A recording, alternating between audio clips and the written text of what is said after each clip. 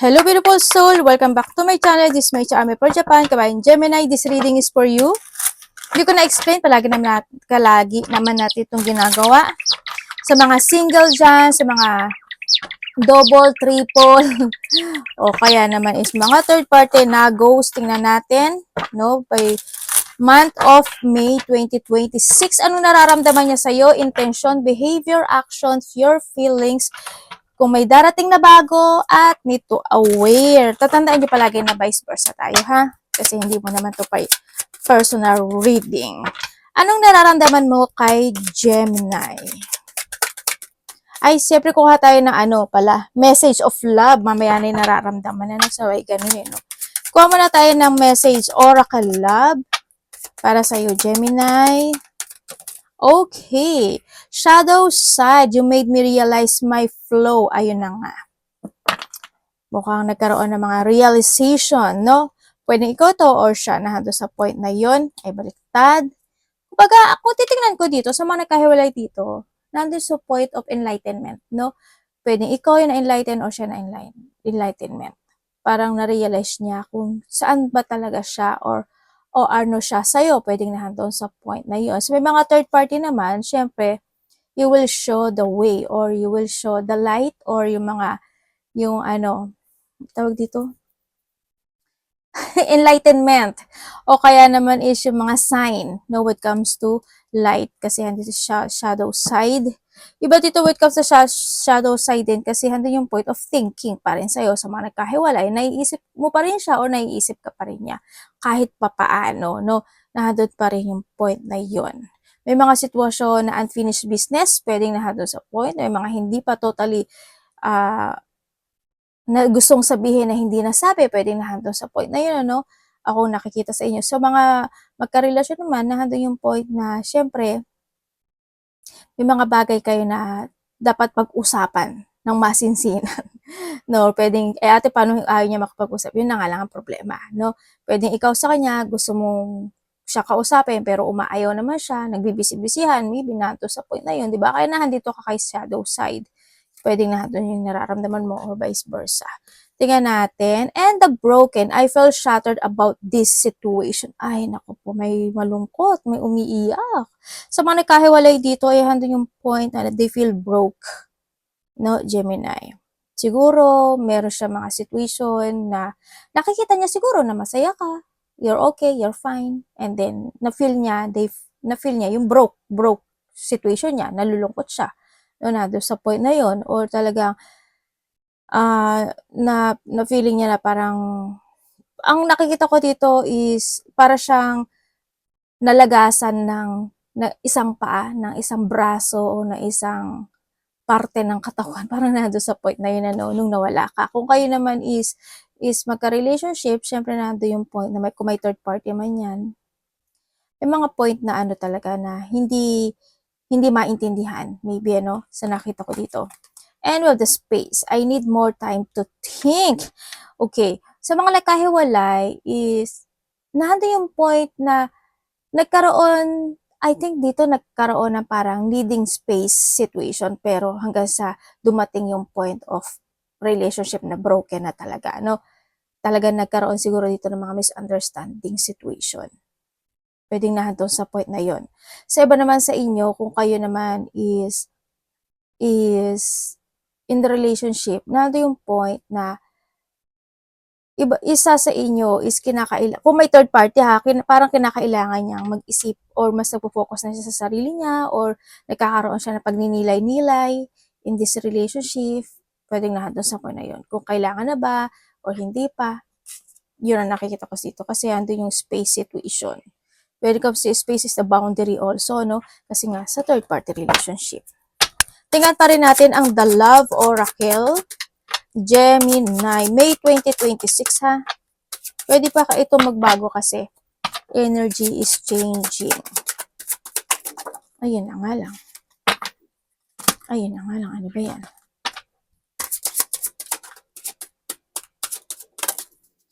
And unfinished, oo nga, may unfinished business. Di ba kanina sinabi ko rin to, unfinished business.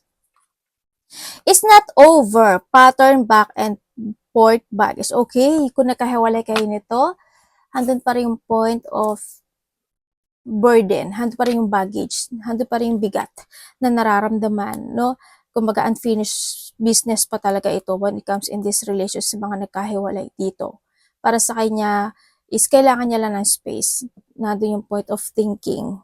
Pero feeling burden ito sa nakita ko dito, no? Kung kayo naman is magkarelasyon, ano yung point na I want space, pero hindi ko naman tinatapos, pero bigyan mo ko ng time to think. Parang siguro, handun yung point of resolving the situation. Siguro magkakaroon siya ng paninimbang. So may mga third party relationship, magkakaroon siya ng mga paninimbang na situation. Titimbangin niya yung connection. And tingnan natin, ay divine timing, wrong timings, stalemate, perfect timing, waiting. Sa mga nagkahiwalay dyan, is na yung point na nag-iba na talaga ng direksyon ng isa sa inyo. Kasi nga, syempre, nagkahiwalay, kumbaga na yung point na pwedeng hindi, alam mo yung pinagtakpo, pero hindi tinadhana. Alam mo yun? Di ba may song nun? Ano mo yun? Kasi yung pumasok sa intuition ko maring related sa iyo yung song. Song na yun. Song ba yun? Di ko alam Alam ko song yun Kung hindi man, sorry. Pero yun, pinagtawa pero hindi tinadhana. And this is you. No? Ang nakita ko. Ang nakikita ko kasi dito, hindi pinagtagpo kayo sa sitwasyon na yun, pero may balakid, pero dadating man ang panahon, magkakabalikan kayo in a right timing situation. Yun na nakita ko. Siguro handun din yung point of in and out situation when it comes sa mga nagkahiwalay. So nakita ko dito. Kung kayo naman is nahandun yung point na may third party relationship. No? Sinasabi dito na maghintay ka lang. Kasi when it comes sa may mga third party, handun yung point of learning situation. Pwedeng nangyayari yung sitwasyon of third party kasi both side is may mga bagay na kailangang mapag-isipan. May mga bagay na kailangang matutunan, no, o mapag-aralan. Kasi both side or pareho kayo is a teacher of yourself, is a teacher, both pareho kayong teacher sa bawat isa. Pwedeng nahado yung point na magkakaroon ng mga ganun balakid kasi ginawa yun ng universe kasi we need to learn. No, nahando sa point na yon. And we have diba? Between line.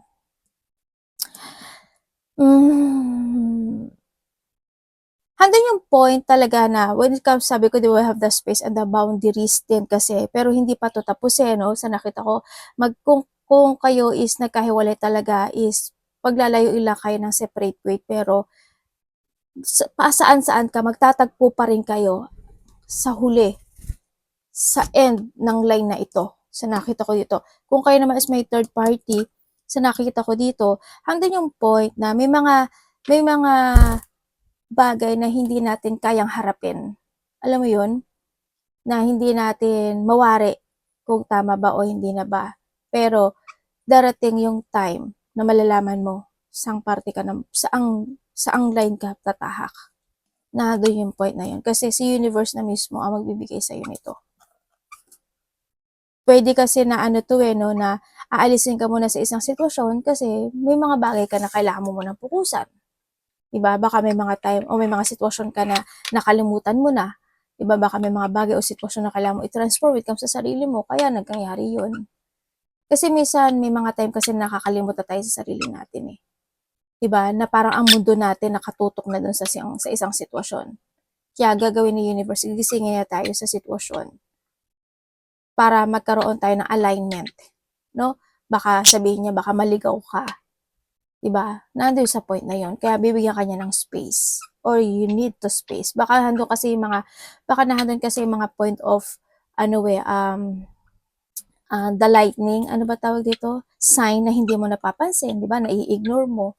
Kaya ganun. Nangyayari ka struggle. Tingnan natin, Gemini. Ito hidden secret. Okay? Let's go sa hidden secret. With the hidden secret is the misunderstood victim lost soul. Yes, nando yung point when it comes a hidden secret is nagkaroon talaga ng realization yung isa na ay nagkamali ako. Ay na-misunderstood ko siya. Ay ganito, ay ganyan, ay ganon. Ibig sabihin, enlightenment, no? Nandun sa point na yun. Kumbaga nandun sa point na babalik sa kanya or bumalik sa kanya yung karma or bumalik sa kanya yung sitwasyon this time. Yun na nakikita ko dito ha. Yon, kung sino man ito, naku, pwedeng siya to, no? Or vice versa. And then also, we have the fantasy, daydreaming, imagining, and fantasize. Ando yung point talaga sa mga nagkahiwalay dito, hindi ka pa rin niya nakakalimutan. They always thinking of you. She, he, o kung sino man siya, na nandun pa rin yung point na nagbo-blossom ka pa rin sa amoy niya. Kumbaga na nagkakaroon pa rin siya ng imagining when it comes in the past situation, when it comes a relationship, yung how mo siya pinahalagahan o minahal or mga ganong sitwasyon, no? Nagkakaroon pa rin na pagpapantasizing and daydreaming when it comes in this connection. Sa nakita ko dito, syempre sa mga magkarelasyon na may third party naman, syempre nandun yung point of na umaasa pa rin naman kayo na someday, somewhere, somehow, 'di ba? Kasi nga, ano yung sa divine timing. Pasaan-saan ka. Sabi ko sa'yo, magkikita kayo sa dulo ng linya na nakita ko dito. And we have the running. Nagkaroon talaga ng mga ghosting, ano, oh my God. O, di ba, ang arte talaga ni ate. Syempre, yung biglaan na lang, siguro, biglaan na lang nag-disappear, nag-ghost talaga, parang, minsan, kung sa mga nakahiwalay yun, para may mga time na unti-unting hindi mo na siya nararamdaman, o kaya naman, wake up sa may third party naman, na handun niyo yung point, na may mga pangako na hindi na napapako talaga, o nandun yung point na minsan, parang feeling mo, hindi ka na niya nakikita, hello, I'm here, I'm not a ghost, parang nahandle sa point na yun, di ba? Yan, feeling niya, alam mo yung paglayo o pag-iwas o may mga bagay na iniiwasan, may mga bagay na nagbibigay ng distance or boundaries or nandun yung point na talagang hindi nag-reply sa mga bagay o sitwasyon na gusto mong malaman pagdating sa kanya. Yun ang nakikita ko dito. Mukha iba ito na nag-run away na talaga, no? Sana mawala naman nag-run away bride, di ba? Pero yung iba sa inyo is, ano yung point na nagkaroon kasi of this a pag situation. Alam mo yung misunderstanding tapos parang wala sa ulirat or wala sa control or nahando yung point na wala yung clarity, no? Nawala ng clarity in this connection. Sa may third party man yan or nagkahiwalay doon. Nawalan ng ganun. Pero still, isa sa inyo hindi pa rin talaga nakakalimot. Matatag. May ano lang, ano ba tawag dito? Ano tawag sa ahas? Kamandag. May kamandag yung isa. Sige natin. Ang nararamdaman mo kay Gemini. Anong nararamdaman mo kay Gemini this May 2026? Pwede ba itong magbago kasi energy reading naman tayo. Nagbabago ang mga energy. Energy, nararamdaman mo kay Gemini this May. Vice versa tayo palagi. Huwag niyo kakalimutan yun, ha? Kasi this is not your personal reading.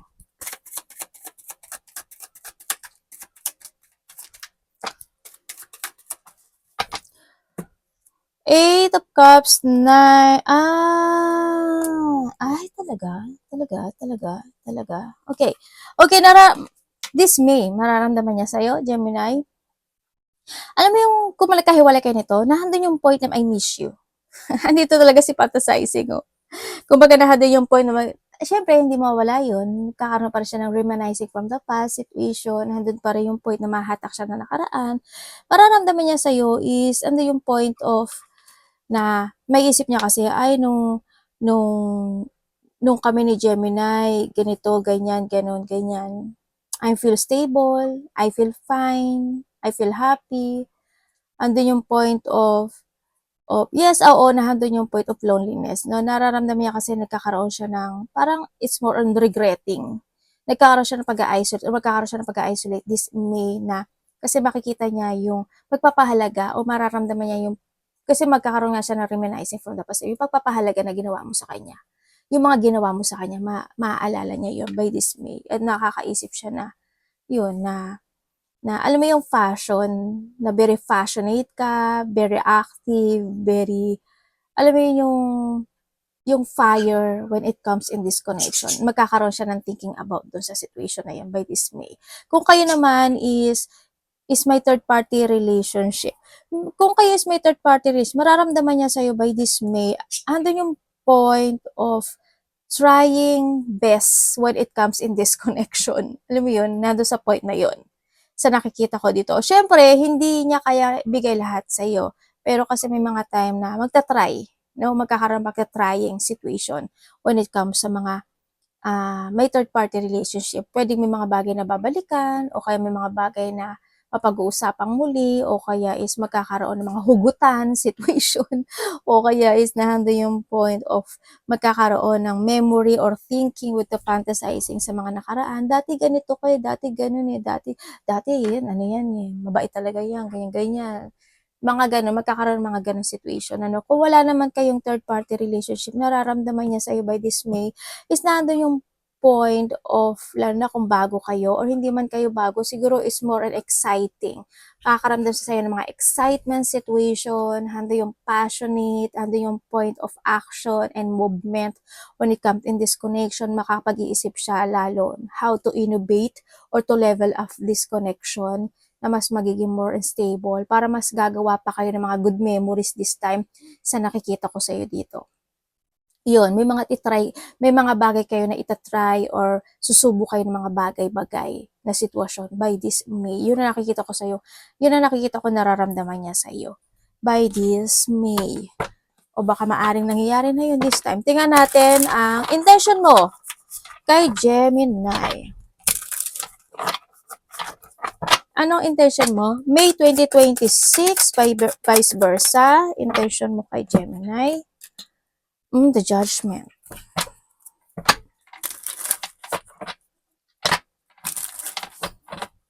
Intention mo kay Gemini. Please show me.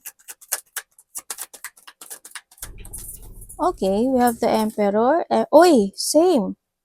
May soul connection kayo nito ah. May something Okay, intention niya sa'yo. Intention niya sa'yo sa mga nagkahiwalay dyan, syempre, nahando yung point, intention niya kasi is, ando yung point of thinking to reveal again the situation or to reveal again yung connection na nawasak. Nandun siya sa point na, nandun siya sa manifestation na yon. Gusto kanya kausapin, intention niya talaga is mabuong muli or nagkakaroon siya ng pag-iisip na thinking about the past connection.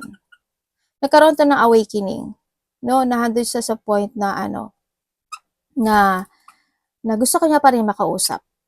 Nagkakaroon lang siya ng pagkocontrol with comes sarili. Kasi ang nakikita ko kasi dito, hindi ka pa kanya nalilet go sa sarili niya. Still holding kasi yung nakikita ko sa kanya, Yun. Kahit nasabihin mo na itong tao na to is may someone na who's connected, nahando siya sa point na hindi pa totally clear. Kasi andito si Fag. Asan na may si Fag? May Fag tayo ka ito, andito si Fag. Andun pa rin yung hindi pa totally clear yung path na tinatahak niya this time. Kumbaga, nahahatak pa rin siya na connection. Kaya intention niya pa rin, by this May, is nandun yung point na maiisip niya pa rin yung connection na nawasak pagdating dito sa'yo. No? Yun. May isip niya yun. Kung kayo naman is may third party relationship, ang nakikita ko sa'yo dito, by this May, sa may mga third party relationship, intention niya sa'yo is andun yung point na sa may third party to thinking about changing the situation. Sana kasi sana hindi magkaroon ng pagmamando or pagkocontrol or nando yung point of yun nga manipulate, diba? Sana wag magkaroon ng ganun, no? So nakita ko dito. Dito kasi sa sitwasyon, intention niya kasi is hoping not to letting go for good. Sabi ganun eh. Yun na sana wag naman, no? Sa nakita kasi may mga beginning situation na kasi ako nakikita dito. Kaya by by this situation, when it comes to a May, intention niya kasi is something needing to transform ang nakikita ko dito. Siguro magkakaroon na siya na bago sa sitwasyon na paano siya makapag-usap sa'yo, yan, as in, kung nagbago na, mas magiging malaki pa yung pagbabago this time. Kaya you need to be prepared. Pwede may mga ikakagulat o ikakasya o ikabibigla ka talaga pagdating sa mga sitwasyon nyo when come in this connection by this May. Nandun sa point na yon. So, kung kayo naman is wala kayong third-party relationship, by this May, ang intention niya sa'yo is nandun yung point of to giving you all, to giving you all. Para ibibigay niya sa iyo, gagawin niya yung lahat pagdating when it comes to connection. Wag lang mawasak or wag lang masira. Nandun sa point na yun. Baka may mga surprises ang gagawin sa iyo, ganyan, o may mga bago siyang action or sasabihin or madidiscover mo pagdating sa kanya, pwedeng nahandon sa point na yon. Pero marami siyang gustong gawin pagdating sa connection na ito, no, sa mga walang third-party relationship. Yun na nakikita ko dito. Tingnan natin. Excuse me, batang maliit. Talagang doon ka pa talaga nagbigay ng blessing kay Gemini, yun, no? Bumeso ka pa doon, ano? Tingnan natin ang behavior and action niya pagdating sa'yo. May 2026. Ano, huwag ka dyan, ano ka ng baraha. Nandiyan ka kasi, baluga. Behavior and action. Dito ka, anak, dito. Kuchi-kuchi. Okay. Magsama kayo dyan ng kapatid mo. The lovers, oh. Okay, sa makalagkahiwalay dyan, behavior na action niya pagdating sa iyo. No, sa mga nagkahiwalay, behavior and action niya, when it comes sa ano niya, nandito kasi yung point of union, no? Pagdating sa mga nagkahiwalay. Gusto niya, alam mo yung gusto niya magkaroon ng recovery when it comes to disconnection. Gusto niya, may mga bagay siya na gusto niyang itama. Siguro may mga nangyari in the past, kaya kayo nagkahiwalay, and then gusto na niyang itama yun, or may mga bagay na siya na nagkakaroon na siya ng clarity to recover this connection. Alam mo yun na doon sa point na yun, no? Dito nakikita ko dito. Kasi nakakaramdam siya ngayon ng lungkot. Hindi ko alam why, but ang action niya kasi, gusto niya pa na isa pang pagkakataon. Trying one more chance, no, pagdating sa mga nagkahiwalay. Kung kayo naman is in third-party relationship, syempre, andun yung point. Andun yung point. Tapos ikaw pala yung third party, ano, baluga. Andun yung point na gusto niya both side is maging masaya or mapasaya niya. Alam mo yun, nandun sa point na yun. Ako nakikita sa kanya. Pwede ba yun? Sabi ganun, no? Yun na nakikita ko dito. Kaya nakikita ko sa kanya dito, di ba, sabi ko parang may konting transformation na magbabago yung mga pananalita niya, mga ganyan. May mga mangyayaring pagbabago. Pero dito kasi, behavior and action niya by this May, nandun siya sa point na both side, when it comes to connection, is gusto niyang mapasaya. Both. Yun nga lang, hindi ko alam kung makakayanan niya yun. Yun na nakikita ko dito, ha? Yun. Yun nakita ko. Pero may mga time na wag mo lang siya susugurin ng tanong. No, hayaan mo lang siya go to the flow. Kasi pag sinugod mo siya ng tanong, pwede yung ikaka-disappoint niya sa'yo. Hayaan mo lang siya sa gusto niya. Pero if you want lang naman, ha, nasa iyo yun. Kasi may disappointment kasi ako nakikita sa kanya. Siguro parang ayaw niya, siguro i-judge mo siya for something. O bakit nagbago ka na? Aba, himala. Baka umulan. Ala, himala. Baka bumagyo. Baka ganunin mo siya ay mawala siya ng gana, 'di ba? Na doon sa point. Hayaan mo na siya, go to the flow, kung ano gusto niya sabihin, 'di ba? Malebo, 'di ba? Baka yun na yung binigay ni divine, ni universe, 'di ba? Yun.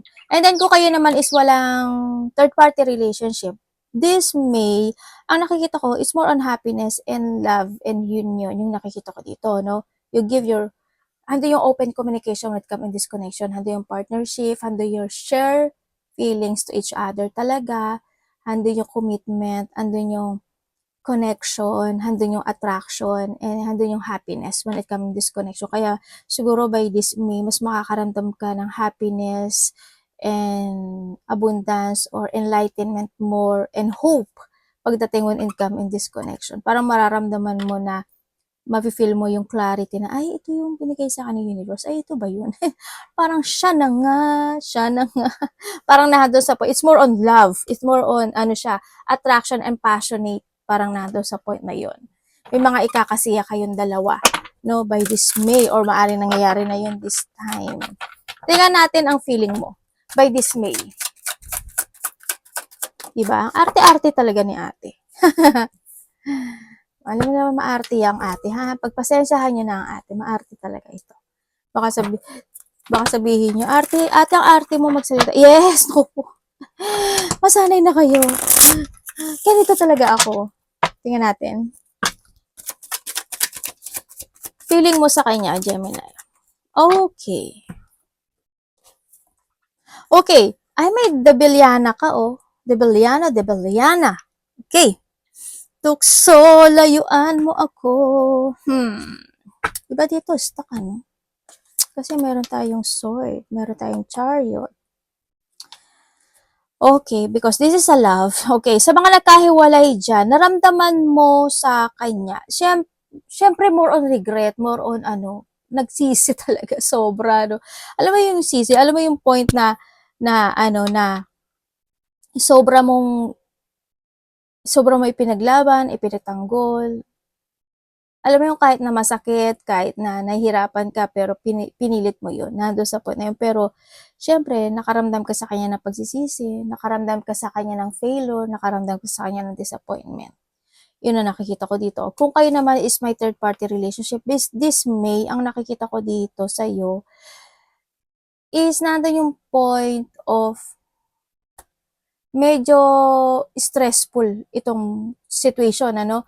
Makakaramdam ka sa kanya na kung hindi naman totally stress, siguro nandun sa point of hahayaan. Sa iba dito, siguro hahayaan mo siya sa gusto niyang gawin. Kaya nahayaan mo yung situation. Pwedeng nandun sa point na yun, pero mapapaisip ka raw. May mga time na mapapaisip, ha? Ano? Basta mapapaisip ka sa gagawin niya. Sa mga magaganap o mangyayari by this May. Nandun sa point na yun. Mapapaisip ka.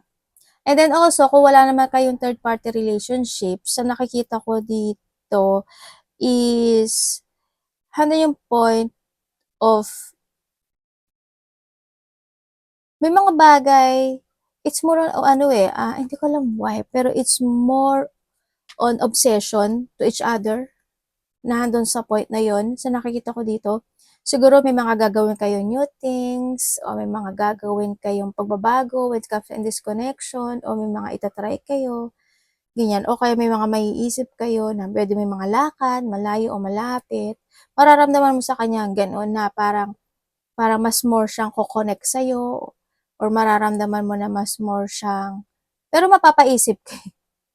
May mga pag-iisip. Baka may mga time na ma-disappoint ka sa kanya kasi parang over na to, exage na to, pwedeng na handun sa point na yun, no? Yung iba sa inyo, pero handun yung handun yung feeling of attraction and obsession to each other. Pagdating dito, when it comes to May, baka nangyayari na rin yun this time. Pero nandun din yung point na, yung iba ba sa inyo naninigarilyo? Sana walang naninigarilyo, ha, kasi hindi rin good yun. Kasi di ba, baka mamaya maghalikan kayo, syempre, amoy sigarilyo, gusto mo ba yun? Hindi na-struck daw, di ba? Yun, sana walang naninigarilyo, no? Yun na nakikita ko ito. Basta may mga gagawin kayong mga new things. Pero mapapaisip ka, hindi ko alam what way, parang mapapaisip ko. Pero yung disappointment, hindi mawawala yun. Yan, may pag-iisip, kumbaga. Parang mag-go ka sa daloy ng sitwasyon, nando sa point na yun. Okay, sa mga single dyan at naghahanap ng new person, universe, may darating po bang bagong tao para sa mga single na Gemini?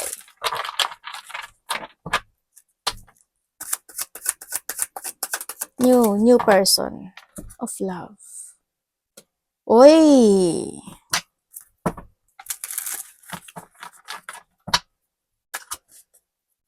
Patingin ko nga po, universe. New love? Meron. When it comes to a new love, yes. Sabi dito, yes, may darating. Pwedeng dalawa, isa, dalawa. No? Pero ang sinasabi dito, kailangan mo i-analyze kung sino sa talaga sa kanila ang gusto mo. Makikita mo daw yon sa pananalita. Sa pananalita, sa action, sa movement. Yan ang sabi dito. Kaya pumili ka ng maigi, no? Okay? Sinasabi dito. Yon, mararamdaman mo yung focus or mararamdaman mo yung patient ng bawat isa or nahandin yung, or sinasabi dito na unit, kailangan mo maging patient na pumili ng tamang tao kasi darating, kasi may option na magaganap, no? Timbangin mo kung sino yung nararapat para sa'yo. Yan ang sinasabi rin dito. And then also, ang sinasabi rin dito is magkaroon, siguro in the past connection, hindi naging maganda. Kaya ngayon sinasabi niya na try to analyze, magkaroon ng mga bagong strategy, at magkaroon ng pagpaprogress. Ibig sabihin, when it comes to progress, hindi mamadaliin. No? In a progress, kumbaga. Pero you need to choose one, wag pareho. Kasi mahirap yun. Yun. Basta mararamdaman mo yung sitwasyon na yun. So, nakita ko dito. Yes, may darating sa'yo. Mari itong tao na to, isa sa kanila is stable. Isa sa kanila magiging very supportive sa'yo. No? Isa sa kanila mabait. Well, pareho silang mabait, pero ang sinasabi dito, doon mo daw makikita yung sign. Yung sinabi ko kanina, the way he talk, the way he move, to take an action, may mga makikita ka mga sign doon sa mga part na yun. And awareness ni Gemini. Makikita mo yung intention pagdating dun sa point na yun. Awareness.